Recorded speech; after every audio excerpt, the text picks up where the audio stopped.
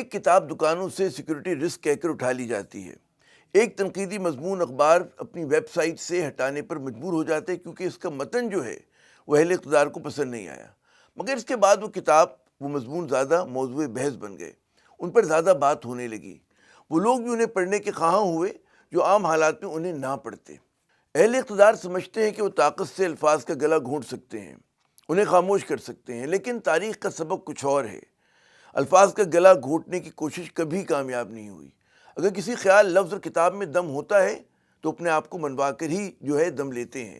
پابندیاں تو انہیں مزید توانا اور مضبوط کرتی ہیں، حتیٰ کہ وہ لفظ بھی وقتی توانائی اور طاقت حاصل کر لیتے ہیں کہ اگر ان پہ کہتے ہیں نا کہ پابندی نہ لگتی تو خاموشی سے اپنی موت آپ مر جاتے۔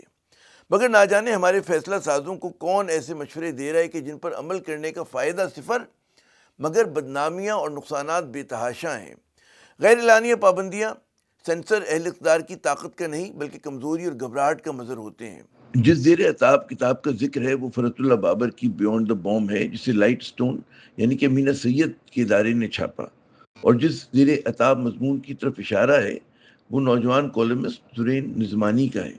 خدا کا شکر ہے کہ فرت اللہ بابر کی کتاب پر سے 2-3 ہفتے کے بعد غیر اعلانیہ پابندی ہٹ گئی اور یہ کتاب دوبارہ دکانوں پر دستیاب ہے، لیکن لب لباب یہ ہے کہ پاکستان نے 2025 کو الوداع اور 2026 کا استقبال اس طرح کے بلا وجہ کے تنازع سے کیا، اور یہ سلسلہ یہاں رکا نہیں۔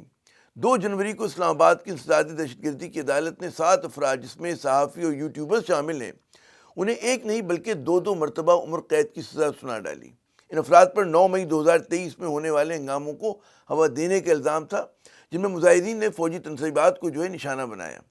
ویسے اس سزا کی بین الاقوامی میڈیا میں کوریج تو بے تحاشا ہوئی، لیکن حقیقتاً یہ ایک علامتی سزا ہے کیونکہ تمام افراد بیرون ملک مقیم ہیں۔ ان میں شاہین صبائی صاحب کے ساتھ تو میں نے کچھ عرصہ کام بھی کیا ہے جب وہ دا نیوز کے سینئر مدیر تھے۔ شاہین صاحب ڈان اخبار کے ایک زمانے میں بڑے صف اول کے رپورٹر ہیں جن کی تقلید اس وقت کے بہت سے نوجوان صحافی کرنے کی کوشش کرتے۔ محیط پیرزادہ صاحب جب پاکستان میں تھے تو مجھے بارہا ان کے پروگرامز میں بطور تجزیہ کار شریک ہونے کا موقع ملا۔ صابر شاکر صاحب اور وجاہت خان صاحب سے بھی 1 یا 2 مرتبہ کی ملاقات ہے، باقی افراد سے میں بالکل ناواقف ہوں، لیکن جن 4 افراد کا یہاں پہ ذکر ہے وہ کبھی پاکستان کے مرکزی دھارے کے میڈیا کے اہم نام تھے۔ ان کے ساتھ حکومت اور ریاستی اداروں کے معاملات اس حد تک خراب کیوں اور کیسے ہو گئے کہ وہ کہتے ہیں نا لڑک کر ایک انتہا سے دوسری انتہا پہ چلے گئے، یہ ایک بڑا اہم سوال ہے۔ اور سوال یہ بھی ہے کہ کم از کم ان مستند میڈیا کے ناموں کے ساتھ حکومت اور اس کے ادارے رابطہ و ابلاغ کیوں نہ کر سکے۔ بدقسمتی سے ہماری سیاست اور صحافت میں اتنی زیادہ تقسیم اور تلخی آ گئی ہے کہ بہت سے افراد اور ادارے کسی کے حق میں اور کسی کے خلاف انتہائی پوزیشنز لے رہے ہیں، اور بیشتر افراد کے لیے کہتے ہیں نا توازن اور اعتدال کے ساتھ چلنا بہت مشکل ہو گیا ہے۔ اداروں کو متنازع بنانے کی کوشش کے معاملے پر آپ ان کہتے ہیں نا 4 افراد پر تنقید کر سکتے ہیں، انہیں اس سے گریز کرنا چاہیے تھا، لیکن ساتھ ساتھ اہل اقتدار اور اختیار کو بھی اپنی حکمت عملی کا جائزہ لینا چاہیے۔ کیا وجہ ہے کہ یہ نام جن پر کبھی اسٹیبلشمنٹ کے قریب ہونے کا الزام لگایا جاتا تھا وہ اس کے سخت ترین کہتے ہیں نا ناقد بن گئے؟ لیکن جیسا میں نے پہلے عرض کیا کہ ان افراد کو دی گئی سزا پر صرف تماشا لگ سکتا ہے، بین الاقوامی اور مقامی میڈیا پر اس کی کوریج ہو سکتی ہے، لیکن سزا بنیادی طور پہ علامتی ہے۔ تو پھر یہ سوال ہے کہ کیا یہی طریقہ رہ گیا تھا ان تنقیدی یا ڈسینٹنگ وائسز سے نمٹنے کا؟ غالباً بہتر راستے نکالے جا سکتے تھے۔ متنازع پیکا قانون نے اظہار رائے کو کرمنل اوفینس بنا ڈالا، جو کم از کم خود ایک متنازع قدم ہے۔ اور جناب پھر ان صحافیوں اور یوٹیوبرز کو سزا کے فوراً بعد ایک قوال پر اس لیے پرچہ کٹ گیا کہ اس نے قیدی نمبر 804 کے تذکرے کو اپنی قوالی میں شامل کر ڈالا۔ اب آپ اس پر کیا کہہ سکتے ہیں؟ وہ کہتے ہیں نا کہ ہم ہنس دیے ہم چپ رہے منظور تھا پردہ تیرا۔ حکومت، ریاست اور ریاستی اداروں میں اتنا عدم برداشت اور زود رنجی صرف اور صرف میں پھر دہراؤں گا کمزوری اور گھبراہٹ کی علامت ہے۔ ایک کتاب، ایک مضمون، چند یوٹیوبرز اور صحافی اور اس کے ایک قوال کو درگزر بھی کیا جا سکتا تھا اور کیا جانا چاہیے تھا۔ سینسرشپ، آزادی اظہار پر پابندی یقین مانے کہ شکست کا اعتراف ہے۔ سوچیں حکومت کے پاس ان کے مقابلے میں ابلاغ کی کتنی بڑی طاقت ہے۔ State run A P P, P T V, radio Pakistan, mainstream private channels اور ریڈیو، اور اس کے ساتھ ساتھ اخبارات، انفارمیشن منسٹری بھی ہے، صوبائی انفارمیشن منسٹریز بھی ہیں، وغیرہ وغیرہ وغیرہ۔ یعنی کہ اگر آپ فائر پاور کا موازنہ کریں تو حکومت جو ہے مٹھی بھر ناقدین کے سامنے کہتے ہیں نا بیانیے کی لڑائی میں غلبہ حاصل کرنے میں ناکام ہے. یہ ایک بہت بڑا سوال ہے. 21ویں صدی میں اگر کوئی ہمارے اداروں کو یہ مشورہ دے رہا ہے کہ جی پابندیاں مسئلے کا حل ہے تو یہ دشمنی ہے. چین، نارتھ کوریا اور مشرق وسطیٰ کی ریاستوں کا تجربہ آپ یہاں نہیں کر سکتے.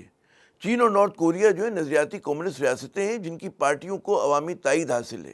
ان کی جدوجہد اور عوام کے ساتھ چلنے کی ایک تاریخ ہے. پھر جو پیٹرو ڈالر سے جو مالا مال مشرق وسطیٰ کے ممالک ہیں وہ ساری کی ساری منارکیز ہیں، بادشاہتیں ہیں. پاکستان جو ہے 250 بلین کا انتہائی ڈائیورس ملک ہے. یہاں پر آپ وہ تجربے نہیں کر سکتے جو ان ممالک میں ہوئے. وہ کہتے ہیں نا کہ در حقیقت جو ہے کسی بھی ملک کا تجربہ کسی اور ملک میں نہیں دہرایا جا سکتا، کیونکہ ہر ملک کے معروضی حالات یعنی کہ آبجیکٹیو کنڈیشنز جو ہوتے ہیں وہ ایک دوسرے سے مختلف ہوتے ہیں. یا تو ہمت کریں اور کہہ دیں کہ جی پاکستان میں جمہوریت نہیں، آئین کے مطابق لوگوں کو جو ہے آزادی اظہار اور جلسے جلوس کا حق نہیں، یا پھر جمہوری رویے اپنائیں، قوت برداشت لائیں اور آئین و قانون کے مطابق چلیں. قانون کے نام پر حال ہی میں بننے والے جو ہے نا کالے قوانین ہو سکتا ہے کہ آپ کو جز وقتی فائدہ پہنچا رہے ہوں، لیکن آگے چل کر یہ نقصان دہ ثابت ہوں گے.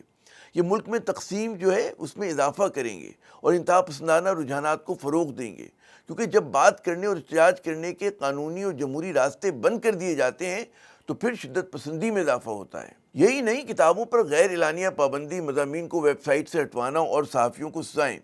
ایک طرف دنیا میں پاکستان کی کہتے ہیں نا بڑی منفی منظر کشی کرتے ہیں، تو دوسری جانب ریاست جو ہے وہ اپنے پڑھے لکھے پاکستانیوں کو اپنے آپ سے دور کرتی ہے. فیصلہ سازوں کو سمجھنا ہوگا کہ ان کی حکمت عملی جو ہے ایک ہاری ہوئی جنگ لڑنے کے مترادف ہے. دنیا کی کوئی بھی طاقت خیالات اور الفاظ سے کہتے ہیں نا جبر کے سہارے نہیں لڑ سکتی اور نہ جیت سکتی اس لڑائی کو. اس لڑائی میں آپ کو مقابل کے سامنے بہتر خیال اور سوچ جو ہے وہ لانا ہوگا. پاکستان میں جو ہے مزاحمت کی تاریخ بہت پرانی ہے. بے شمار شاعر، ادیب، صحافی مختلف جمہوری اور غیر جمہوری حکومتوں کا نشانہ بنے. ایک وقت میں فیض، احمد فراز، حبیب جالب سبھی نے جیلیں کاٹی، مقدمات بھگتے، لیکن ان کا نام اور کام جو ہے وہ زندہ ہے. بس سزا دینے والے نہ صرف غلط ثابت ہوئے بلکہ آج گمنام ہیں. کئی تاریخ کے کوڑا دان کی نظر ہو چکے ہیں. ممکن ہے کہ آج کی حکومت پر تنقید کرنے والے جو ہیں ان کا خط کارڈ جو ہے وہ فیض، فراز، حبیب جالب، نثار عثمانی اور مہناج بننا جیسا نہ ہو، لیکن حکومتی جبر اور پابندیاں ان کی آواز میں اضافہ کر رہی ہیں جو آج ان کے اوپر تنقید کر رہے ہیں. بدقسمتی سے 21ویں صدی کے پاکستان میں ہمیں آزادی اظہار کے لیے وہ لڑائی لڑنی پڑ رہی ہے جو یورپ کئی سو سال پہلے لڑ کر طے کر چکا. 1644 میں ملٹن نے آزادی اظہار کے حق میں ایروپیجیٹکا نامی جو ہے ایک پمفلیٹ لکھا تھا. اس کی وجہ کیا تھی؟ اور یہ بڑا مارکت العرا قسم کا کتابچہ تھا. اس کی وجہ کیا تھی؟ کیونکہ اس وقت کی جو حکومت تھی برطانوی سرکار، اس نے پرنٹڈ ورڈ یعنی کہ کتاب پر لائسنس لینے کی پابندی عائد کر دی تھی. ملٹن نے اس پابندی کے خلاف آواز اٹھائی اور کہا کہ جی سفید کو اگر اجاگر کرنا ہو تو اس کے لیے جو ہے سیاہ رنگ کی ضرورت ہوتی ہے. اس لیے سچ کے سامنے اگر جھوٹ آ جاتا ہے تو اسے سچ اور زیادہ اجاگر ہوتا ہے. یورپ نے ایک طویل جد و جہد کے بعد فکری آزادی کا گڑ سیکھ لیا اور اس کا ثمر جو ہے اس کو ترقی اور تخلیق یعنی کہ بہترین تخلیق کی صورت میں اس کو ملا. دوسری جانب جو ہے سلطنت عثمانیہ نے 15ویں صدی سے لے کر 18ویں صدی تک پرنٹنگ پریس پر پابندی عائد کیے رکھی، یعنی کہ تقریباً 250-300 برس.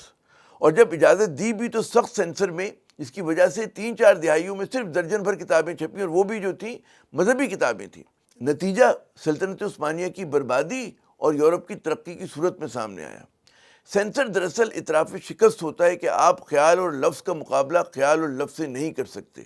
آزادی اظہار کے کہتے ہیں نا دیوانے جو ہیں وہ تو ایبسلوٹ فریڈم کی بالکل بات کرتے ہیں. ان کا کہنا ہوتا ہے کہ جی آپ کو جھوٹ بولنے کی بھی اجازت ہو. وہ بھی اس اعتماد کے ساتھ کہتے ہیں کہ جی ہمارے جو حقائق ہیں اور سچ ہے اس کے سامنے جھوٹ کھڑا نہیں ہو سکتا.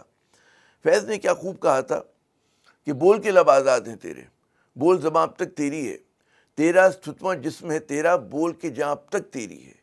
دیکھ کے آہن گر کی دکان میں تند ہیں شعلے سرخ ہیں آہن، کھلنے لگے قفلوں کے دہانے، پھیلا ہر ایک زنجیر کا دامن. بول یہ تھوڑا وقت بہت ہے جسموں زباں کی موت سے پہلے، بول کے سچ زندہ ہے اب تک، بول جو کہنا ہے کہہ لے.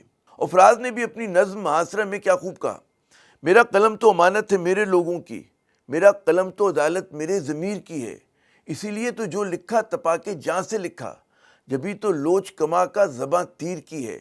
میں کٹ گروں یا سلامت رہوں یقین ہے مجھے کہ سارے ستم کوئی تو گرائے گا، تمام عمر کے ازدہ نصیبوں کی قسم، میرے قلم کا سفر رائے گا نہ جائے گا۔ عامر صاحب کو اجازت، خدا حافظ۔